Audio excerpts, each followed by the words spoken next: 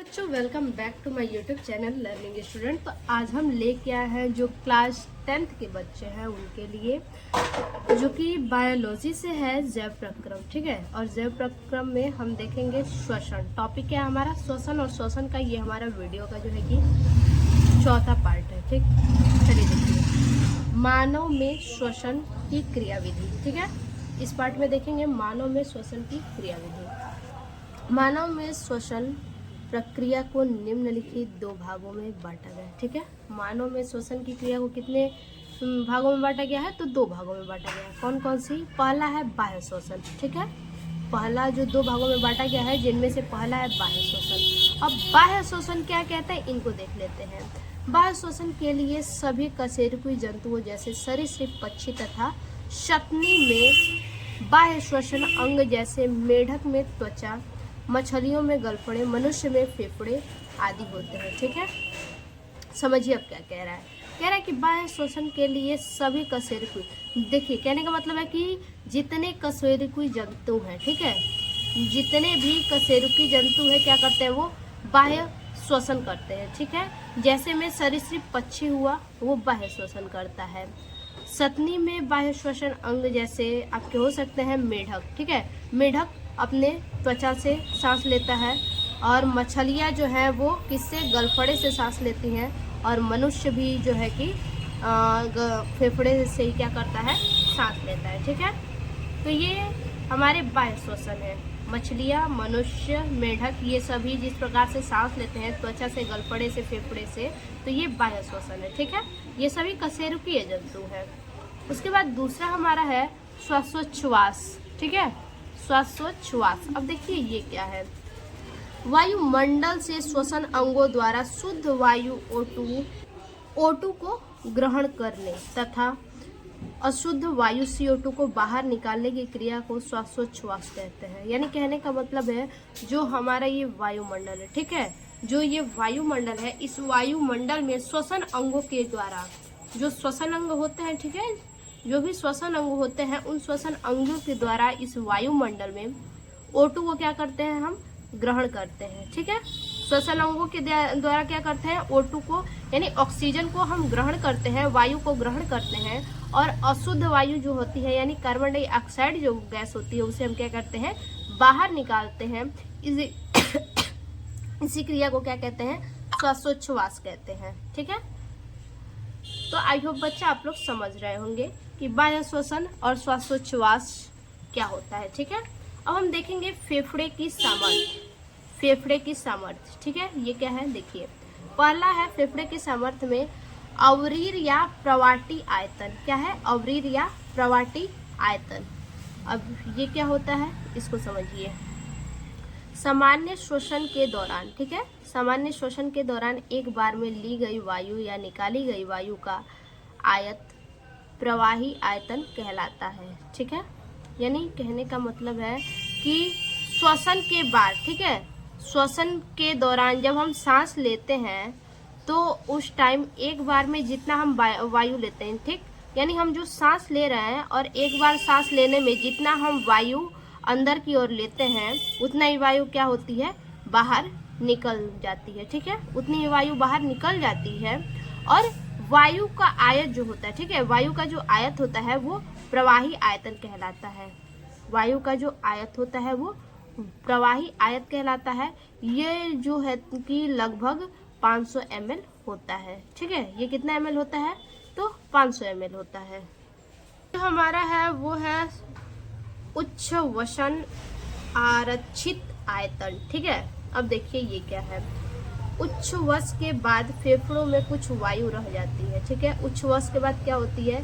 जो हमारे फेफड़े होती है उसमें कुछ वायु जो है रह जाती है, उसमें से बलपूर्वक निकाली गई वायु, ठीक है, उसमें से क्या होता है? जो बलपूर्वक जो वायु निकाली जाती है उस वायु के आयतन को उच्छ्वस आरक्षित आयतन कहते हैं। उस वायु को क्या कहते हैं? निकाली गई जो बलपूर्वक जो वायु निकाली जाती है उसको क्या कहते हैं? तो वायु के आयतन को उच्छ्वस आरक्षित आयतन कहते हैं। ठीक है, अब इसके बाद आगे अगला है अंतःश्वसन। ठीक है, अंतःश्वसन।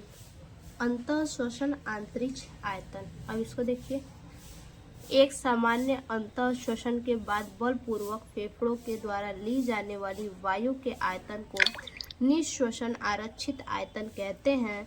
इसका आयतन लगभग 2500 से 3000 ml तक होती है। ठीक है, अब इसको समझते हैं कि कहने का मतलब क्या है। देखिए, कहने का मतलब है कि एक सामान्य जो सांस हम लेते हैं, ठीक है, एक नॉर्मली जो हम सांस लेते हैं, उस सांस को लेने के बाद क्या होता है, जो बल लगता है, ठीक है, किसके द्वारा, तो फेफड़ों के द्वारा जो बल लगता है सांस लेने में, उसके द्वारा ली जाने वाली जो ऑक्सीजन होती है, फेफड़ों के द्वारा हम सांस लेते हैं तो बल लगता है, तभी तो हम सांस लेते हैं। और जो सांस लेते हैं, जो ऑक्सीजन जो हमारे अंदर जाती है, ठीक है, तो उस ऑक्सीजन के आयतन को क्या कहते हैं, ऑक्सीजन का जो आयतन है उसको निःश्वसन आरक्षित आयतन कहते हैं। ठीक है, निःश्वसन आरक्षित आयतन कहते हैं। फिर से समझिए कि जो हम एक नॉर्मली सांस लेते हैं, सांस लेने में क्या होता है, फेफड़े के द्वारा जो बल लगता है सांस लेने में, ठीक है, सांस लेते हैं तो कुछ वायु क्या होता है, अंदर जाता है,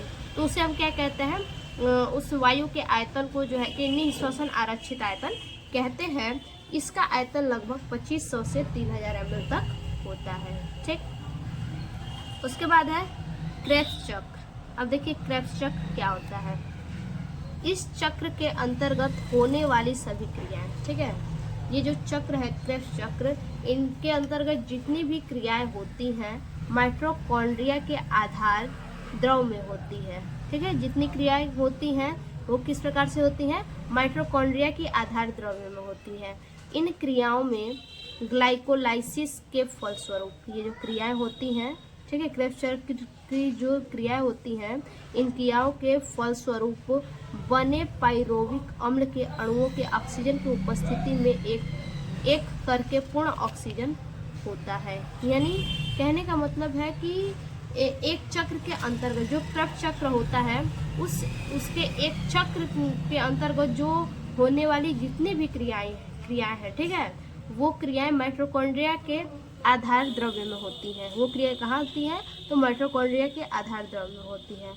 और ये जो क्रियाएं हैं इनमें ग्लाइकोलाइसिस के फलस्वरूप, ठीक है, इनमें जो है कि ग्लाइकोलाइसिस के फलस्वरूप जो है कि पाइरोविक अम्ल, फलस्वरूप क्या होते हैं, पाइरोविक अम्ल बनते हैं और उनके अणुओं की ऑक्सीजन की उपस्थिति में एक एक करके पूर्ण ऑक्सीकरण होता है। ठीक,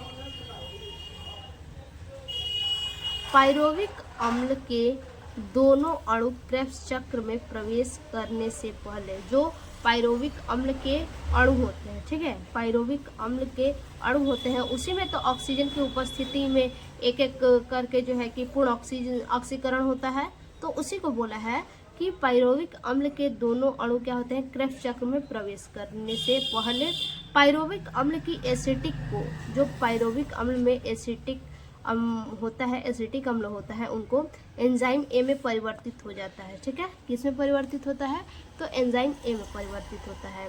इस प्रक्रिया में 6 एटीपी ऊर्जा प्राप्त होता है। कितने एटीपी ऊर्जा प्राप्त होते हैं इस प्रक्रिया में, तो 6 एटीपी ऊर्जा प्राप्त होते हैं। तो ये हमारा जो है कि श्वसन का जो टॉपिक है वो खत्म हुआ। अब इसके बाद अगले वीडियो में हम देखेंगे परिवहन। ठीक है, परिवहन क्रियाएं हम देखेंगे। तो आज के लिए इतना ही, फिर से मिलते हैं एक और नए वीडियो में, तब तक के लिए धन्यवाद।